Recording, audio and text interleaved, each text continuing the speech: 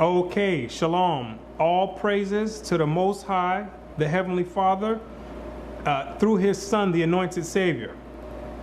We come together once again to bring out another empowering message. Through the Spirit of the Most High, may the eyes and ears of all the viewers be opened. So what today we're going to touch on is the sequel to the trap of Paul's epistles. The Most High, through the Spirit of the Most High, it was revealed on how we have to be cautious when we're dealing with Paul's epistles. Because a lot of those letters and a lot of those verses and scriptures inside of his epistles can be taken the wrong way to promote wickedness. So that's what that video was to show you, that how you have to be wary of how you interpret those letters. But of course, there's always people out there that are more subtle than any beast of the field, and they're always trying to catch more people and bring them to the wickedness or to the dark side. So with this video, we're going to put an end to all misunderstanding regarding the epistles of Paul, because you're going to find out in this video that you have to make a choice. There's going to be no more room for open discussion once we finish this video. There's no more open discussion after we do this. You're going to have to pick sides on who's lying, because you're going to find out somebody's lying. Somebody's lying, and you're going to have to pick. And whoever you pick, your decision and what you go forth and do is going to have to reflect your decision. We can't have it both ways. That's what we're going to find out. It's either Paul's lying or the Christian church is lying. The modern day Christian church, Christianity. Somebody's lying. That's what we're going to find out. So without further ado, let's get right to it.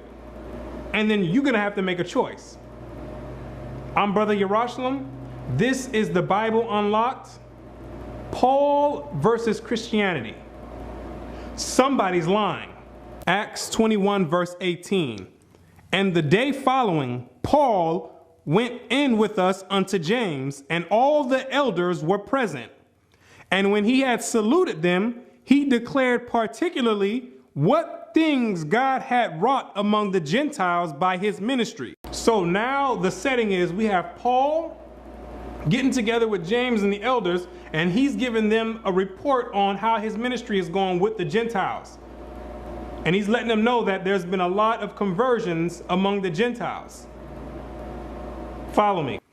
And when they heard it, they glorified the Lord and said unto him, Thou seest, brother, how many thousands of Jews there are which believe, and they are all zealous of the law. Now we have the elders telling Paul their report, saying, can you see how many thousands of Jews there are which believe on Christ? That's what it's referring to. And in addition to that, believing on Christ, they are all zealous of the law.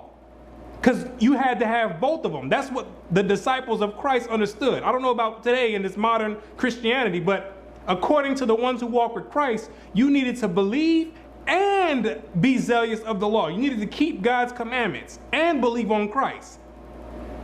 So now they're giving the report back to Paul. So this is what the scenario is that's going on.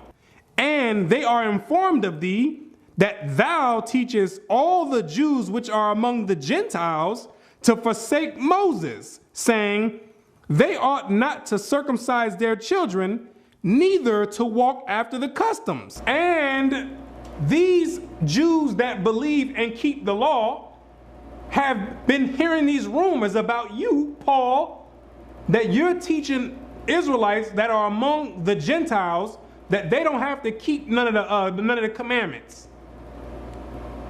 You're going to find out that this is the same accusation that the modern Christian church is saying. It's the same thing that Paul's about to go through right now in his trial that we're going to go through. People have been hearing that this brother Paul is going around teaching some Roman Catholicism, that we don't have to keep the commandments. We've been hearing, brother, that you teaching this Christianity, or this modern day Christianity, this Roman Christianity. That's basically what it's saying in a nutshell.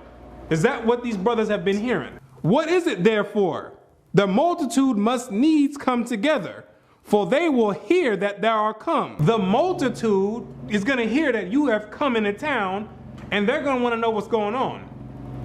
They're going to want to confront you. You're going to have a lot of people that's getting ready to come. Do therefore this that we say to thee. We have 4 men which have a vow on them. Them take and purify thyself with them. We have 4 men that have a vow on them. What is this vow? It's talking about a Nazirite vow. You read about this in Numbers, the 6th chapter, showing you that the disciples of Christ were still keeping the law after his death. I'm not sure where these people are coming up with this stuff, that as if everyone just start being lawless after Christ's death. They were still keeping the law. 4 men have a vow on them. They're telling Paul, take these men and purify thyself with them. Because you're going to read in Acts 18 verse 18, Paul already had a vow on him as well. Paul took a vow already in 3 chapters, 3 chapters prior. So they're telling Paul, you have a vow already? We have 4 other men that have a vow already. Take these men and purify thyself with them, and be at charges with them, that they may shave their heads, because part of the vow is letting your hair grow. You can't let a razor touch your head. So that's part of the law that Paul was keeping, and the other 4 men were keeping as well. So he says, take them, and the purification process, when they're getting ready to end the vow, then they shave their head to signify the purification. And it says to be at charges with them, meaning Paul is in charge of paying for these people's sacrifices. Because there's a sacrifice, as we'll keep reading, that goes along with this vow. And Paul was to be the one to pay for it. And all may know that those things whereof they were informed concerning thee are nothing, but that thou thyself also walkest orderly and keepest the law. And when Paul did this, it was supposed to show the people, the multitude that's coming together to check him out and see what he's teaching. It was supposed to show them that Paul is a law keeper. And Paul's not running around teaching people you don't have to keep the law. That's what they were telling Paul to do. He said, you need to do this, brother. So these people, when they come, they say, okay, well, this must be some misunderstanding that we have. This brother's really teaching the law, teaching the commandments, and he's following the commandments. And notice that they didn't even ask him, is this true, this accusation we've been hearing? Because they knew that this wasn't true. So it was no need for them to even ask him. They just said, listen, this is what we heard, and this is what you need to do. They didn't even ask him, well, is this true that you running around wild teaching that people can be lawless since Christ died? Now, let's continue reading and see what happens. As touching the Gentiles which believe, we have written and concluded that they observe no such thing, save only that they keep themselves from things offered to idols, and from blood, and from strangled, and from fornication. So the elders say, unto the Gentiles, we told them that they didn't have to keep all the law. And then he gives the list on the things that they concluded that the Gentiles had to keep. We told them that, but the Israelites, nobody ever wrote that the Israelites or been teaching that the Israelites don't have to keep the commandments. Now let's find out what Paul says after the elders have brought this accusation up. Let's find out if Paul's going to whip out a Galatians 3 verse 24, or let's find out what he's getting ready, what his response is into this accusation being brought forth. Then Paul took the men, and the next day, purifying himself with them, entered into the temple. Wait, you telling me Paul didn't whip out a Romans 10 verse 9? All you have to do is believe? You telling me Paul didn't stand up and say, hold on. You know what, elders? I'm going to be honest with you. I am running around teaching we don't have to keep the law. And this is why. Romans 10 verse 9. You telling me Paul didn't stand up? Because this is what the Christian church is teaching, that Paul is teaching in his epistles that people can just be lawless and don't have to keep any of the commandments.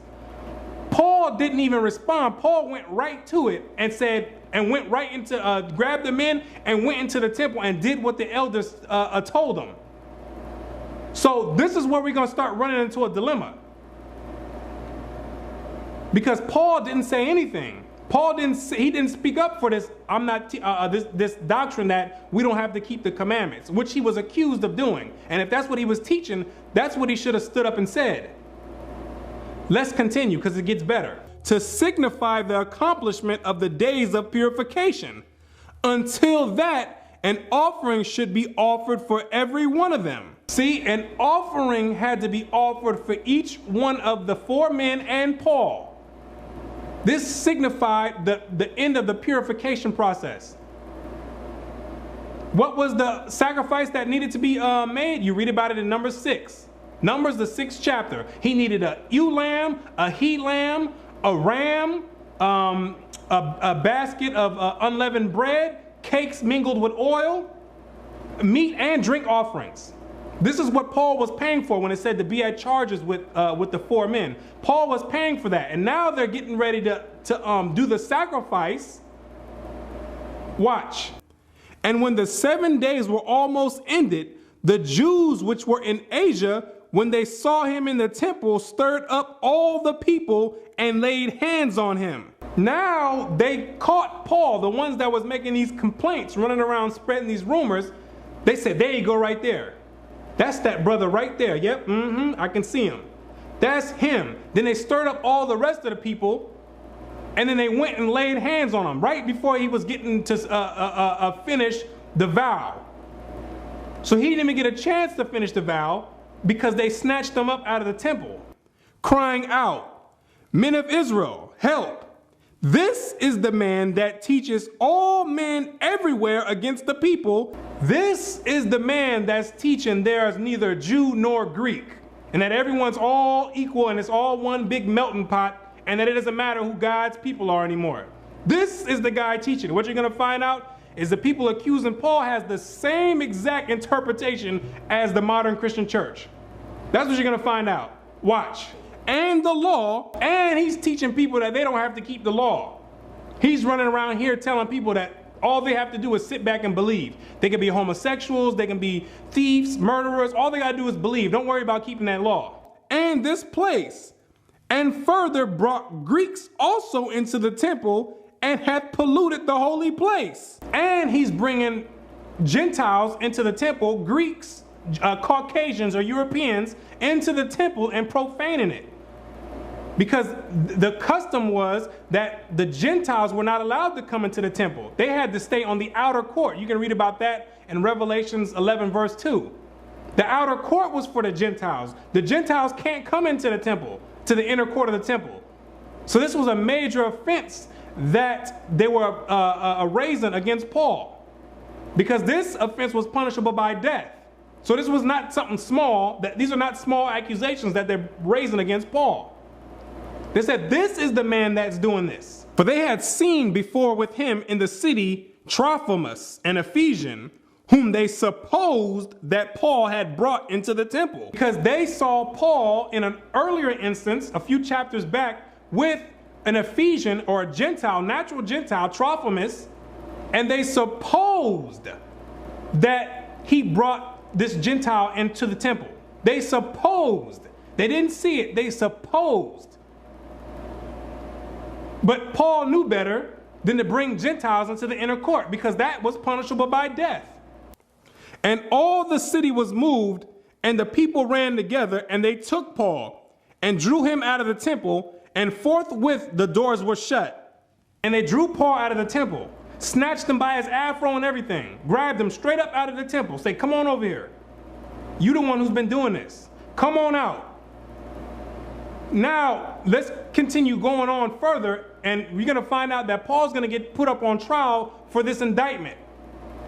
And we're going to find out what Paul says about it.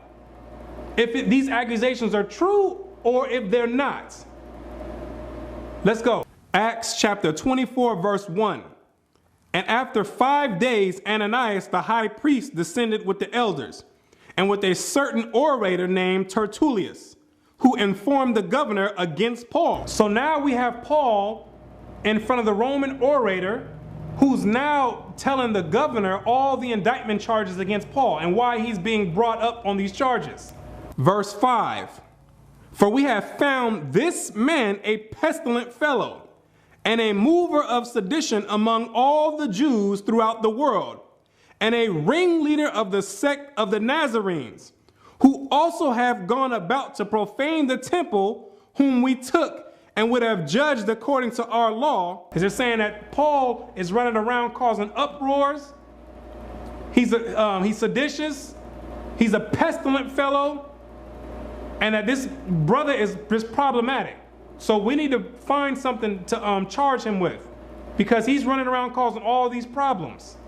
But the chief captain Lysias came upon us, and with great violence took him away out of our hands. Then Paul, after the governor had beckoned unto him to speak, answered, For as much as I know that thou have been of many years a judge unto this nation, I do more cheerfully answer for myself. So now finally, after all this ruckus, Paul's standing in front of the governor, and he's finally, for the first time, getting his chance to finally say something.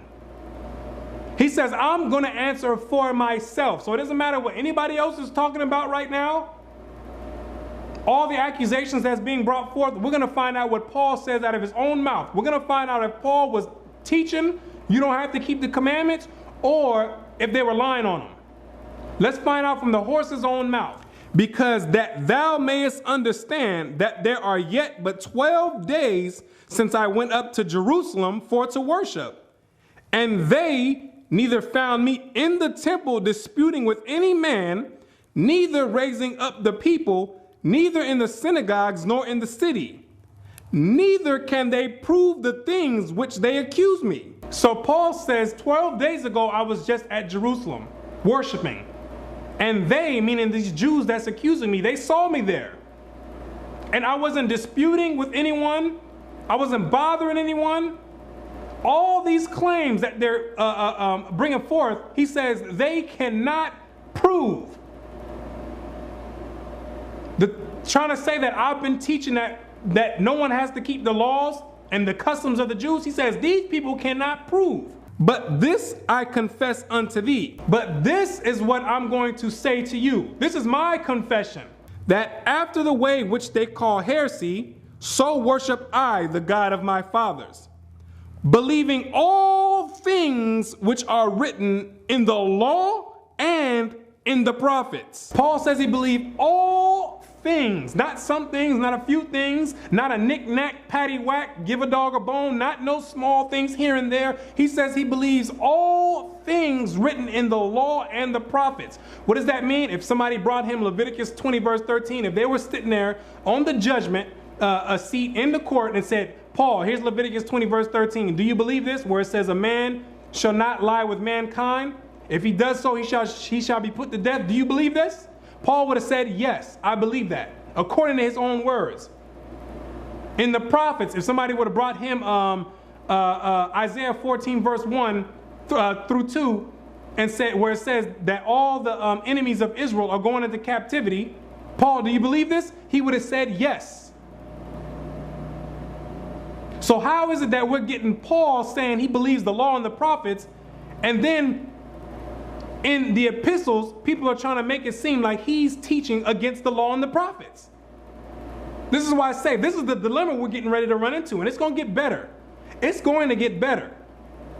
Because you can't have it both ways. That's what you're going to find out. You can't have it both ways. Either Paul is lying right here when he's on the stand, or Christianity's lying. Somebody's going to be lying, though. Somebody's going to be the liar. Let's get some more. Acts chapter 25, verse 1. Now when Festus was come into the province, after 3 days he ascended from Caesarea to Jerusalem. Who's Festus? He's the successor of Felix, the last Roman procurator. So now we have Festus coming down, and now he's about to deal with Paul. Verse 6. And when he had tarried among them more than 10 days, he went down unto Caesarea, and the next day, sitting on the judgment seat, commanded Paul to be brought. So now we have Paul getting ready to be brought in front of Festus. Let's see how this plays out. Let's see if Paul switches up his story this time, or if he sticks with the same story he just taught. in front of Felix. And when he was come, the Jews which came down from Jerusalem stood round about, and laid many and grievous complaints against Paul, which they could not prove. What were the complaints that they laid against Paul? Paul's teaching that you don't have to keep the law. Paul's bringing Gentiles into the temple. Those are the complaints that they were laying against Paul. And it says that they could not prove it. Letting you know that somebody's lying here. This is the same accusation. You got to find out, this is the same accusation that the modern Christian church is bringing against Paul. You're both doing the same thing. But the difference is these people were trying to get Paul put to death. The modern Christian church is trying to glorify him because you're lawless. It's the same exact thing. You both have the same exact accusation. While he answered for himself, I don't want to hear the answer from the Christian pastor. I don't want to hear the answer from the theologian. I don't want to hear the answer for myself. I don't want to hear anybody speak for Paul. I want to hear Paul speak for himself. That's what I want to hear right now. Let's find out what he says when he answered for himself.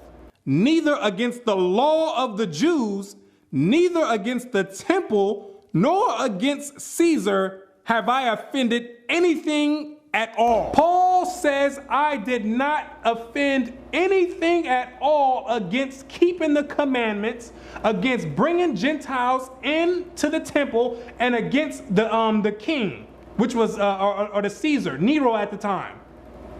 This is out of his own mouth. What does this mean? If we would have brought him Romans chapter 10 verse 9 and says, well, what about this then? You just said, if you believe and you confess with your mouth, you will be saved. Paul would have says that's not saying that you don't have to keep the commandments. That's what Paul would have came and told you. That don't mean that. He says it right here. Neither against the law or anything have I offended at all. He says at all. Somebody's lying here, ladies and gentlemen. Somebody's lying. Somebody's lying. Either Paul is sitting up here right now being a bold-faced liar and he's being a coward and not standing up for what he believes, or the Christian church is purposely lying on him. Somebody's lying though. Somebody's lying. And I'm going to tell you right now, the burden of proof is no longer on people teaching that you have to keep the commandments. Now the burden of proof is on all you out there who's trying to teach lawlessness. The burden of proof is on you because you try to present one of those scriptures, one of these vague scriptures from Paul's epistles that can be interpreted so many different ways. When you try to present that, I'm not going anywhere else. We're going to stay right here. I'm going to bring this up where Paul says against the law or against the temple or against the king. He says he's never offended at all. I'm going to bring this up first and I'm going to ask you, do you believe Paul? That's my question. Do you believe Paul? Do you believe Paul when he says this? That's what I want to know first. Do you believe Paul when he says this, or are you only believing Paul when it fits your agenda? When it's something that you can take and make it say whatever you want it to say and justify being wicked? When do you believe Paul all the way, or do you believe Paul only when it fits you? That's what we want to know. Which one is it? I'm not going, and I'm not budging either. I'm going to tell you right now, ladies and gentlemen, you need to do the same thing. When somebody try to present these scriptures talking about any one of these Romans, whatever, or Galatians, whatever, no, we're going to go right here and ask, do you believe Paul when he says he never offended against the law at all? He never spoke against the law at all. On trial. Because the two options are, if you believe Paul, if you believe him right now when he's saying he never spoke against the law, that means in his epistles, what you need to do is you need to interpret those epistles to correspond to what he's saying here in order to not make him a contradiction. Because now he's contradicting himself and he's being the devil, if that's the case. Now you're being the devil. You're lying over here. You're being a coward lying over here on the judgment seat saying, oh, I'm not teaching that. I'm not teaching that. And then when you get off, you're teaching people, yeah, I'm teaching you don't have to keep the commandments. That's the devil. That's being a liar. That's a deceiver. And if that's how you feel, and if that's what you believe Paul's doing, you don't need to be dealing with none of his letters. You don't need to be dealing with anything that he's dealing with. And if you say you do believe Paul, that means you need to make his letters correspond to what he's saying. You only got two choices. That's it. You only got two choices. And some people out there are just so wicked that they'll say they don't believe what he's saying here and still use his letters for doctrine. When it's dealing with your soul salvation, you don't need to be dealing with discrepancies like that. Well, when he's lying here and telling people, he's lying to the people here, but then he's telling people something else over here. You don't need to be dealing with people like that if that's how you feel the situation is. So you got a choice to make. You have a choice to make. Nobody wants to deal with this on Paul on the trial. Nobody wants to deal with this. Everyone want to skip over this where Paul is blatantly he's flat out telling you, I'm not speaking against the law. Somebody's lying, ladies and gentlemen. Let's continue. Verse 9. But Festus, willing to do the Jews a pleasure, answered Paul and said, wilt thou go up to Jerusalem and there be judged of these things before me? See, Festus was in league with the Jews. They were all trying to get him set up to come down to Jerusalem to be judged there because they know they were going to catch him there. They were going to, they know that they were going to pull some type of trial out and find him guilty. Even if the brother wasn't guilty, they were still going to make a way to find him guilty. So they were all in league with each other at this point. Then said Paul, I stand at Caesar's judgment seat. Paul says, I'm not a fool. I'm standing right here. Because it's obvious what you brothers are trying to do. It's obvious what y'all trying to do. Y'all can't prove anything that you're saying, and you're still trying to get me to go down to Jerusalem to get judged. You have to be out of your mind. I'm standing right here. That's what Paul says. You can go pull that stuff on someone else, but it's not working here. I've been around the game way too long, where I ought to be judged. To the Jews have I done no wrong, as thou very well knowest. Paul says you know it. You know it. And the Christian church too. You know he didn't offend anything against the Jews. You know it. And if you don't know it and if you don't believe it, you need to leave Paul alone. You can't be using Paul and making it contradict itself when you're dealing with people's salvation. That's inconsiderate and disingenuous. You can't have it both ways. You can't have the ice cream and the cake. You got to pick one. Either he's lying or he's not lying. Somebody's lying though. Somebody's not telling the truth. Somebody's only telling half the story.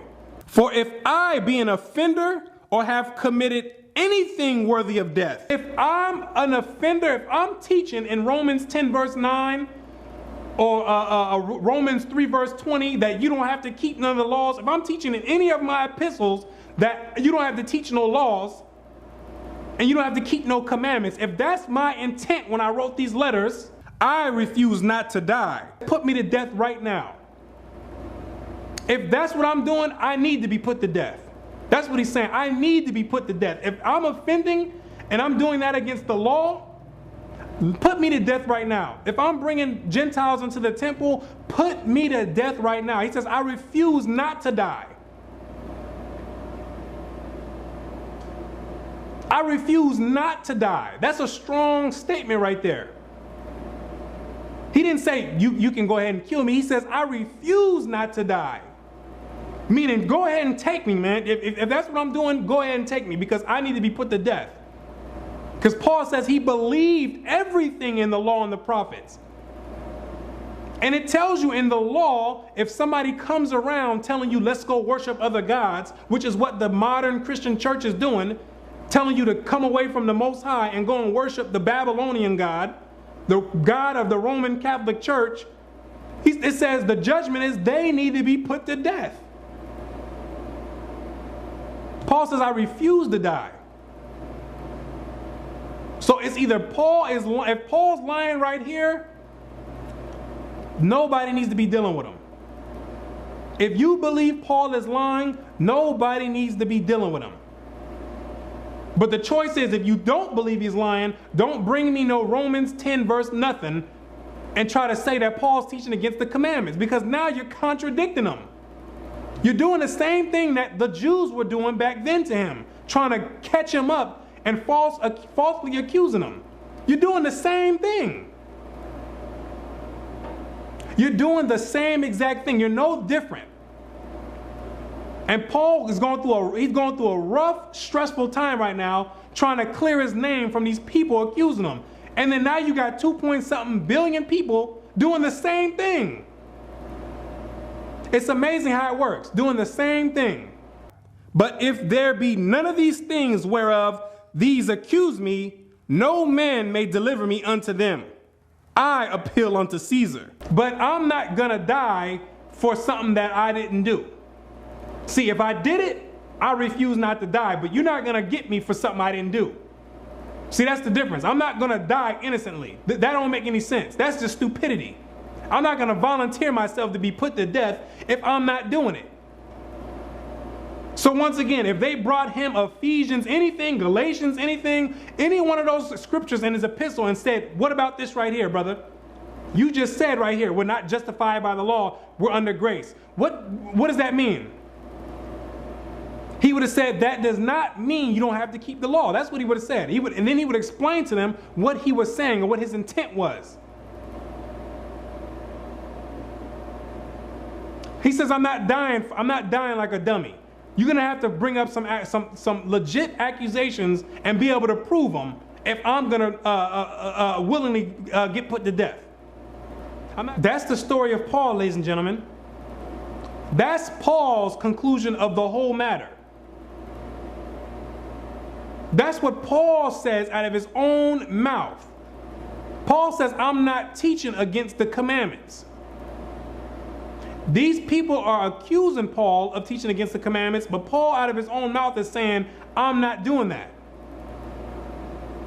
So we got two choices to make, and nobody's going to get off the hook with this. We're not going anywhere else. I'm telling you, I'm dead serious with this. We're not going anywhere else. I want to know what you believe. I want to know if you really believe Paul. This is where you're going to uncover all these hidden demons that's inside of people. They're going to start coming out and manifesting themselves. And trust me, I've seen it already. You think people believe in the scriptures and believe in the Bible one moment, then once the truth starts coming out, all of a sudden they don't believe anymore. All of a sudden the book is full of myths, full of fairy tales, and all this other extra stuff. They don't believe anymore. I've seen it personally. Because that's what the truth does. It start digging demons out that are laying dormant within you. Because there's a lot of demons that's getting ready to come out now that there's no way, there's no back door to run out of on this now. Because now you're trapped in a corner. See, that's how the Most High is giving the wisdom out in these last days, where we're going to have to make decisions. Your faith is going to have to be tested. What you believe in is going to have to be tested. There's no escaping it. What do you believe? What do you believe? Because if you believe Paul is telling the truth, I don't want to hear about you saying anything about Paul said we don't have to do this. No Colossians 2:16 or any of that stuff. Interpret it the way it was meant to be interpreted, to reflect what he said here on the judgment seat. And if he's lying, you don't need to be following him. If you believe he's lying, you don't need to be following him. Who's going to be following a coward? Who's going to follow a coward? All the other prophets got put to death for this word, standing up firm for what they believe in. Paul is not exempt from that. If he believed that we don't have to keep the commandments, when on the judgment seat, he should have jumped up with a Romans whatever and said, all you got to do is believe. Now, come put me to death. Do something about it. Do something about it. That's what I believe in. I believe Christ died on the cross for everyone else to be lawless. And we don't have to keep no commandments. All we got to do is believe. Do something about it. I'm willing to die right now. That's what we should have seen in this trial. That's what we should have seen Paul come out and do. But he didn't do that. He didn't do that. He spoke, the way he formatted his speech was in league with everyone else in the scriptures. All from Moses all the way on up to Christ. And all the other elders that were telling him that the Jews believe and they keep the law. That's how he formatted his rebuttal to the accusations that they were bringing forth. Which makes me say, okay, well, I'm going to take this brother's word for it. I'm going to take this brother's word for it, because truth be told, no one could. That's all you can do is take his word for it. We can all his epistles are. There's many interpretations that can be put on those. Why? Because we don't have the records are incomplete. We don't have what the churches wrote to him. We don't have all of the letters that he wrote. All we have is one form of communication. We have one form or one prospect of the communication being taken place. We don't have the letters that he wrote back or that they wrote back to him. We don't have the letters. And when you read 1 Corinthians chapter 7 verse 1, it tells you that he's responding to a letter. He says it's a response to the letter that they wrote to him. Well, where's that letter at that they wrote to him? So we don't have the full conclusion of what's going on. So people claiming to be some expert on Paul. You're not some expert on Paul. You can't be an expert on something that you don't have. You can't just chime in halfway through the conversation and think you know everything that's going on. The fact is, we don't know what's going on. Paul wrote 4 letters to the Corinthians. How many do we have in the scriptures? We got 2. We got 2 letters out of 4. And someone jumping in talking about they think they know everything. No, that's not the way it works. It doesn't work that way. So the only thing we can do is go off of what the brother said. At least that's what I'm going to do. Because I'm going to be honest with you. There's brothers out there that have a strong case saying that Paul is lying.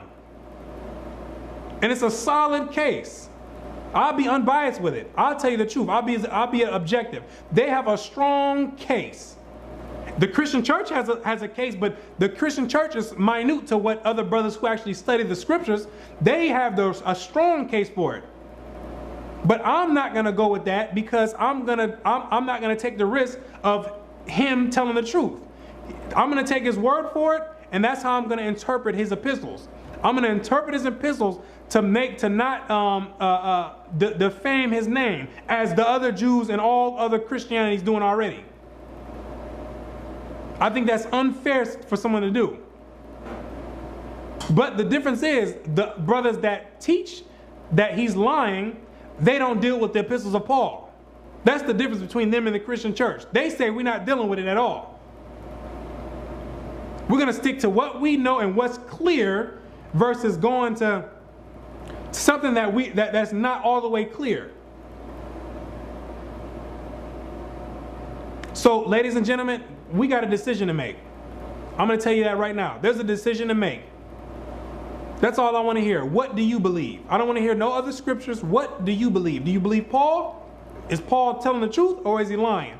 And then after you make that decision, everything else that you bring out with Paul better reflect that decision. Until next time, we give praise and honor to the Most High. I'm Brother Yarashalam, and I say, Shalom.